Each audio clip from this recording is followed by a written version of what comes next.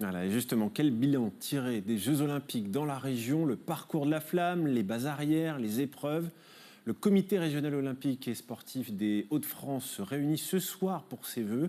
Vous y êtes, Yann Faussurier, les JO occupent encore les esprits. Oui, Simon, et pour ces vœux, nous nous trouvons ce soir au foyer du Racing Club Tennis d'Arras à Sainte-Catherine. Et je suis en compagnie de François Coquillat. Vous êtes le président du comité régional olympique et sportif. Alors, meilleurs vœux tout d'abord. Meilleurs vœux. Alors, c'est une année qui commence, mais c'est surtout aussi l'occasion de tirer le bilan de cette année exceptionnelle de 2024.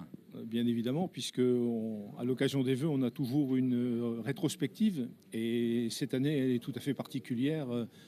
Avec cette formidable année 2024 qu'on a vécue avec les Jeux Olympiques et Paralympiques à Paris, mais aussi à Lille et à Villeneuve-d'Ascq, puisqu'on avait la chance de pouvoir organiser le basket et le handball. Alors moi, ce que j'en retiens prioritairement, je dirais, c'est la ferveur, l'enthousiasme du public qu'on a pu constater et qui d'ailleurs s'est ressenti jusque dans les équipes, puisque...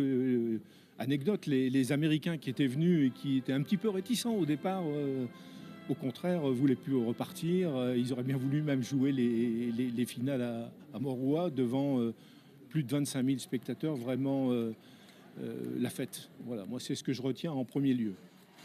C'est une fierté donc, y compris pour nos sportifs régionaux qui ont brillé lors de ces Jeux. Voilà, tout à fait. 19 médailles.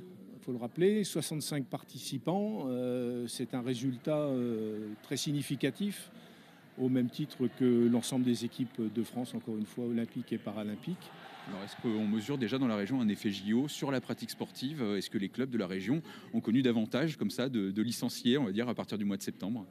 Alors oui, traditionnellement, après les Jeux, il y a toujours un petit regain de licences. Mais cette année, on s'aperçoit qu'on va entre 15, 25, voire 30% selon les fédérations de licenciés en plus.